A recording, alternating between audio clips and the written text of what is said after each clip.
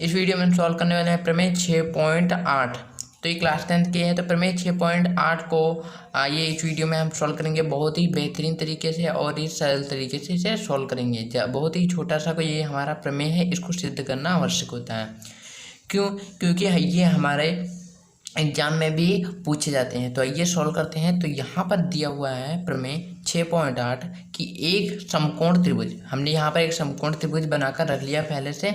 और समकोण त्रिभुज हमेशा याद रखना, समकोण त्रिभुज तभी कहेंगे जब ये वाला जो कोण होगा वो 90 डिग्री होगा। ओके, तो यहाँ पर बताया गया कि एक समकोण त्रिभुज में कर्ण का वर्ग, कर्ण का ये देखो इसमें बताएं, ये वाला जो भाग है ए बी ये लंब है, बी सी ये आधार है और ए सी ये कर्ण है। ओके, कर्ण का वर्ग यानी कि ए सी का वर्ग शेष दो भुजाओं के वर्गों के योग के बराबर। शेष कौन सी? ए बी और बी सी, इनके वर्गों के अनुपात के बराबर होता है। मतलब कि इनका जो आपने पाइथागोरस प्रमेय पढ़ा होगा ना, तो वही है जो पाइथागोरस प्रमेय है, उसी को हम सिद्ध करने वाले हैं इसमें। तो पाइथागोरस प्रमेय क्या होता था, सीधे बता दें कि कर्ण स्क्वायर बराबर लंब स्क्वायर प्लस आधार स्क्वायर, तो वही इसमें बताया गया है और ये हमें सिद्ध करना है इसमें। तो यहाँ पर बताया गया कि एक समकोण त्रिभुज के में कर्ण का वर्ग, कर्ण AC का वर्ग जो होगा वो शेष दो भुजाओं के वर्गों के योग के बराबर होगा। शेष दो भुजाओं यानी कि AB और BC के वर्गों के योग के बराबर यानी कि उनके जोड़ के बराबर होगा। ओके, तो इसमें क्वेश्चन जैसे आपको इस प्रकार से दे दिया जाएगा और आपको सिद्ध करना होगा। ये आपको सिद्ध करना होगा कि जो ये हमारा प्रमेय दिया हुआ है ये सही है। आपको क्वेश्चन दिया होगा इसी प्रकार से। तो आइए सॉल्व करते हैं। तो हमें दिया क्या है, पहले इसको लिखते हैं। दिया है, थोड़ा ध्यान से समझते चलना कि एक समकोण त्रिभुज में कर्ण का वर्ग। तो एक समकोण त्रिभुज कौन सा है? त्रिभुज ए बी और सी, ए बी सी एक समकोण त्रिभुज है। क्या है? त्रिभुज है। अब जब समकोण त्रिभुज है तो इसमें जो ये वाला कोण होगा वो 90 डिग्री का होगा। तो B बराबर 90 डिग्री है। यहाँ पर लिखेंगे जहाँ B बराबर कितना है? 90 डिग्री है। हमें सिद्ध क्या करना है? सिद्ध करना है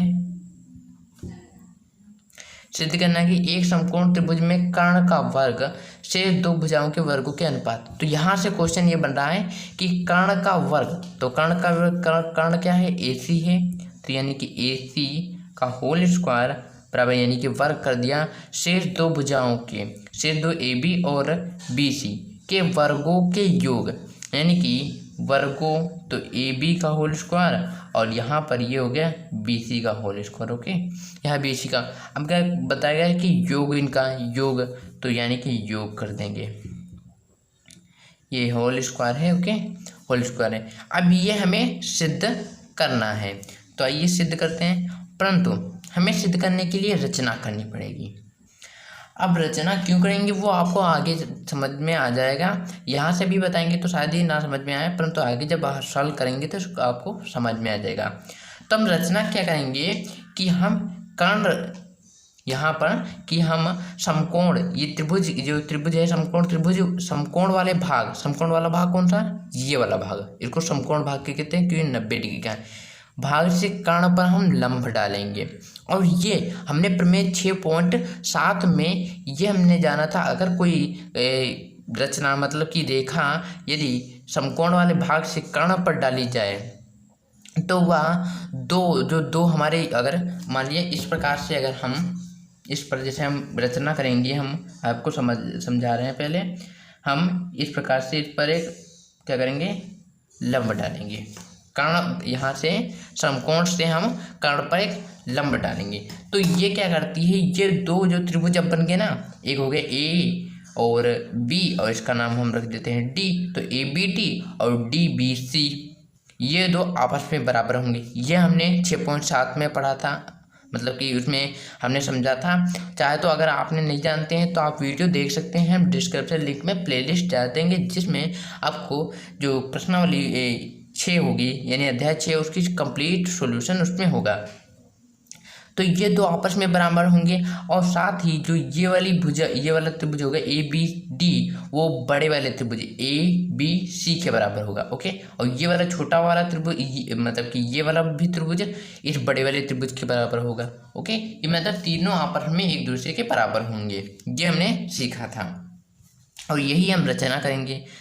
तो हम रचना क्या करेंगे, हम रचना करेंगे कि हम जानते हैं, हम लिखेंगे हम जानते हैं। कैसे जानते हैं, क्योंकि हमने पीछे जो हमारा पिछला 6 पॉइंट था उसमें हमने किया था। हम जानते हैं कि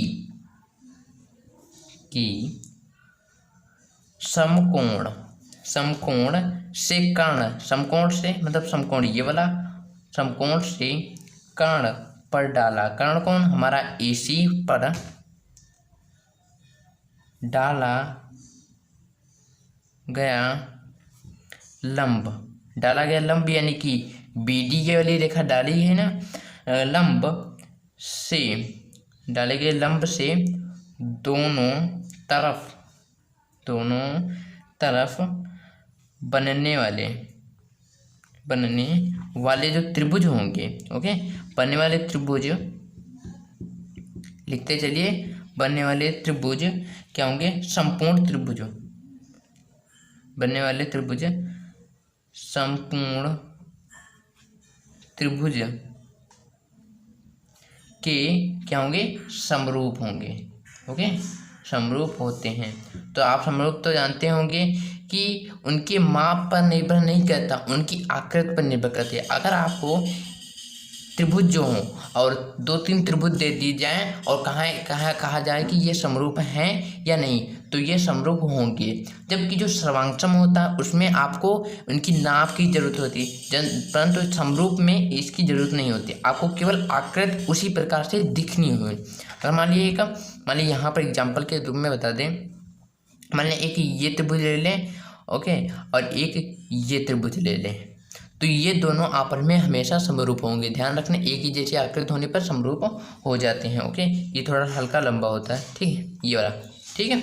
इसके बाद हम क्या करेंगे, यहाँ पर हमने रचना कर दी, तो रचना से हमें जो निष्कर्ष निकल के आया है वो, तो यहाँ से कहा गया था, हम जानते हैं कि एक बार दोबारा हम पढ़ लेते हैं जिससे कंफर्म हो जाएगा। हम जानते हैं कि समकोण से कर्ण पर डाला गया लंब से दोनों तरफ बनने वाले त्रिभुज समरूप त्रिभुज के समरूप होते हैं। यानी कि इस जो ये हमारे 2 त्रिभुज बने हैं, ये दोनों त्रिभुज इस बड़े वाले त्रिभुज ABC के बराबर होंगे। ओके, तो हम क्या करेंगे, हम इसमें से एक त्रिभुज लेंगे। त्रिभुज कौन सा लेंगे, त्रिभुज हम ले लेते हैं AB और D, ये आपस में समरूप होंगे, क्योंकि देखो ये वाला त्रिभुज जो होगा वो बड़े वाले त्रिभुज के बराबर होगा, ये वाला त्रिभुज होगा वो भी बड़े वाले त्रिभुज, तो हम एक को ले लेते हैं। ओके, और बड़ा वाला त्रिभुज कौन सा, ACB, ABD और ACB हो गया।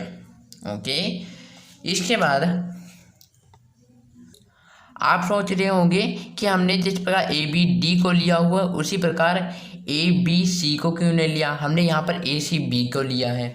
चूँकि देखिए, हमने जब ABD को लिया, ओके, ABD को लिया, तो इसमें जो D है वो 90 डिग्री है, ये नहीं है, ये 90 डिग्री तो ये बड़े वाले के लिए, परंतु इसके लिए तो ये वाला 90 डिग्री हुआ ना, क्योंकि इतना झाप तो ये वाला 90 डिग्री हो गया, इसीलिए यहाँ पर D 90 आया। और इसमें बड़े में जब रखेंगे तो ABC रखेंगे तो जो B होगा ये 90 डिग्री है। ओके, परंतु जब हम ACB रखेंगे तो B देखो, इसमें D लास्ट में आया, इसमें ये 90 डिग्री का, इसमें B लास्ट में आया, ये 90 डिग्री का। ओके, इसीलिए हमने इस प्रकार से नाम रखा। और नाम रखने में सावधानी रखें, नहीं तो आपके सवाल जो क्वेश्चन होगा वो गलत हो जाएगा। इसके बाद ये हमने ये भी पढ़ा था शुरुआत के प्रमेय में कि जब त्रिभुज समरूप होते हैं तो उनकी संगत भुजाओं का अनुपात भी समान होता है, तो वो भी हम कर लेते हैं। तो यहाँ से AB बटे AC हो जाएगा, ये AC बराबर BD बटे CB बराबर AD बटे AB। ये हमने कैसे निकाला, देखिए आप या तो ऐसे कहिए ए बी और ए सी निकाल लीजिए, या फिर सीधा सा फार्मूला है, देखो पहले दो अक्षर उठाइए ए बी, इसमें के दो अक्षर उठाइए उनको बटे में गए, फिर इसमें से दो अक्षर एक मतलब पहला अक्षर कम कर दिए, दूसरा और तीसरा ले लिए, इसमें दूसरा तीसरा लीजिए, ये लिख दिए, फिर इसमें बीच वाले को हटा दीजिए, फिर पहले तो तीसरे को लीजिए, फिर पहले और तीसरे को लीजिए, ये हमारा बन गया है। इसका रीजन क्या देखेंगे, समरूप त्रिभुजों की संगत भुजाएं। ओके, समरूप त्रिभुजों की क्या है, संगत भुजाएं, यहाँ पर भुजाएं लिखा है। अब यहाँ से हम क्या करेंगे, हम यहाँ से एक भुजा निकालेंगे। किस प्रकार से निकालेंगे, देखिए हमें यहाँ पर चाहिए ए बी का स्क्वायर, ठीक है। तो हम क्या करेंगे, हमको क्योंकि हम एक बार लगा चुके हैं तो हमको डायरेक्ट ही पता चल गया है कि हमें ए बी चाहिए ना। तो अगर आपको बी सी मिल जाए तब भी आप निकाल सकते हैं, ए सी मिले तब भी आप निकाल सकते। हमें ए बी चाहिए, ए बी का होल स्क्वायर, इसमें देखो इसमें सिद्ध करना है, इसमें ए बी का स्क्वायर चाहिए। यहाँ से हम क्या करेंगे, हम इस वाले को लेंगे ए बी ए सी, इसमें ये वाला चिन्ह लगाएंगे, ये वाला चिन्ह लगा कि इसी से हमने निकाला है, बराबर क्या करेंगे ए डी और बटे ए डी बटे ए बी हो गया। ओके, यहाँ पर इसको नहीं लिया क्योंकि छोड़ दो, क्योंकि ये तीनों आपस में बराबर हैं, तो एक को हटा भी देंगे तब भी कोई फर्क नहीं पड़ेगा। इसके बाद क्या करेंगे, हम की कैंची की गुणा कर देंगे, ये इधर से हो जाएगी और ये इसकी इधर, यहाँ पर क्या हो जाएगा ए बी का होल स्क्वायर बराबर है ए सी इंटू ए डी हो जाएगा। यहाँ से ये हमारा बन के निकल के आ गया है, इसका भी चिन्ह इस प्रकार से लगा देंगे। इससे क्या होता है, मतलब कि इसमें जो ऊपर वाला भाग है उसी से हमने इसको निकाला है। इसे हम क्या करेंगे, समीकरण 1 मान लेंगे। अब क्या करेंगे, हम बी डी सी को ए बी सी के बराबर रखेंगे, समरूप रखेंगे। जिस प्रकार इससे निकाला है ना, उसी प्रकार से एक और सूत्र निकालेंगे इसके जरिए। यहाँ पर ए बी डी था, हमने इस वाले त्रिभुज को बड़े वाले त्रिभुज के बराबर किया था। अब क्या करेंगे, इस वाले त्रिभुज को एक बड़े वाले त्रिभुज के बराबर रखेंगे। तो यहाँ से नाम रखना सही से, तो यहाँ पर त्रिभुज हो जाएगा बी डी सी, मतलब पहला नाम आप किसी प्रकार से लिख सकते हैं, पर जब दूसरा नाम आप रखेंगे वो थोड़ा सोच समझ के रखिए, बी डी सी। तो इसमें देखिए डी जो है वो 90 डिग्री है। ओके, तो यानी कि जो इसमें बी आएगा आपके लिए, ये 90 डिग्री है और ये 90 डिग्री था, तो बी जो आएगा वो क्या होगा आपके लिए बीच में होगा। त्रिभुज ए बी सी ये समरूप हैं, तो इनकी संगत भुजाओं का अनुपात भी बराबर होगा। तो सिंपल सा, जिस प्रकार इससे किया वैसे इससे भी कर देंगे। तो बी डी बटे ए बी बराबर डी सी बटे बी सी बराबर, सॉरी बी है ये, बी सी बटे ए सी। यहाँ से हम क्या करेंगे, उसी प्रकार से एक और निकालेंगे। तो इसमें हम क्या करेंगे, इसमें हम बी सी निकालेंगे, ये वाला भाग। अभी आपको पता चल जाएगा हमने इसका क्यों निकाला है बी सी। तो यहाँ से हम कौन सा ले लेंगे, हम इसमें हम डी सी और बटे बी सी और बी सी बटे ए सी, क्योंकि बी सी का होल स्क्वायर यहाँ से निकल के आ जाएगा बी सी का, तो इसलिए हम इसको ले लेते हैं। और इसमें से हम क्या करेंगे, डायरेक्ट ही निकाल लेते हैं। आपको पता चल गया कि हमने इसको छोड़ दिया, यहाँ पर हमने इसको छोड़ा, तो यहाँ से क्या हो जाएगा, ये बी सी, तो बी सी जब उधर यानी कि यहाँ से निकल के गया बी सी यानी कि बी सी का होल स्क्वायर।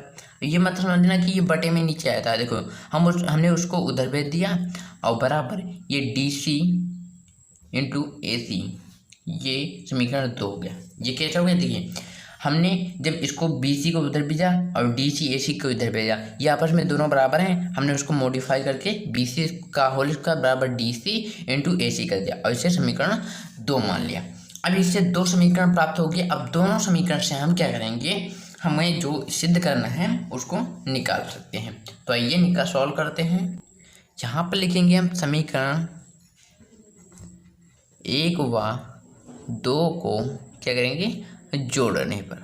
ओके, समीकरण 1 व 2 को जोड़ने पर, क्योंकि हमारा जो मान आता था वो जोड़ने पर ही आता था, तो यहाँ पर हम इनको जोड़ेंगे।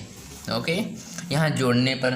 तो जोड़ने पर हम क्या करेंगे, लेफ़्ट वाला यानी कि जो हमारा ये राइट वाला जो भाग होगा यानी कि बी सी और ए बी और बी सी ये राइट वाले भाग हैं, इनको एक पार्ट लिखेंगे।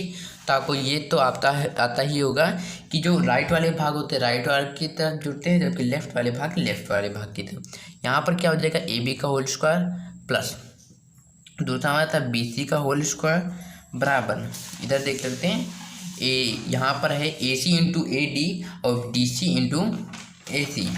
तो यहाँ पर ए सी इंटू ए डी और प्लस डी सी इंटू ए सी है। इसके बाद आप क्या करेंगे, इसे हम थोड़ा सा मॉडिफाई कर देंगे। तो आइए इसको लिखते हैं। तो ए बी का whole square plus B C का होल स्क्वायर बराबर, अब इसमें देखिए ए सी इसमें भी है और इसमें ए सी है, तो इसमें हम कॉमन लेंगे ए सी। तो इसमें क्या बचा, इसमें बचा A D plus D C बचा है। ओके, तो यहाँ पर क्या हो गया, ए बी का whole square plus B C का होल स्क्वायर बराबर, ये हमारा ए सी हो गया। और इसके बाद A D plus D C को क्या लिख सकते हैं, यहाँ पर देखिए ये ए डी हो गया और ये डी सी हो गया। तो ए डी और यहाँ से डी सी मिल पूरा क्या हो गया, पूरी हो गई हमारी ए सी। तो हम इसको यहाँ से यहाँ पर ए सी लिख सकते हैं। इसके बाद ए बी का whole square plus B C का होल स्क्वायर बराबर, यहाँ से ए सी की गुणा होगी तो ए सी का होल स्क्वायर हो जाएगा। और यही हमें सिद्ध करना था। इसे चाहे तो आप इस प्रकार से लिख सकते हैं कि ए सी का होल स्क्वायर बराबर ए बी का whole square plus B C का होल स्क्वायर, और ये ही हमें सिद्ध करना था जो कि सिद्ध हो चुका है। तो यहाँ पर हमारा ये कंप्लीट हो चुका है। तो यहाँ पर हम सीधे लिख सकते हैं इति सिद्धम या हैंड्स प्रूफ।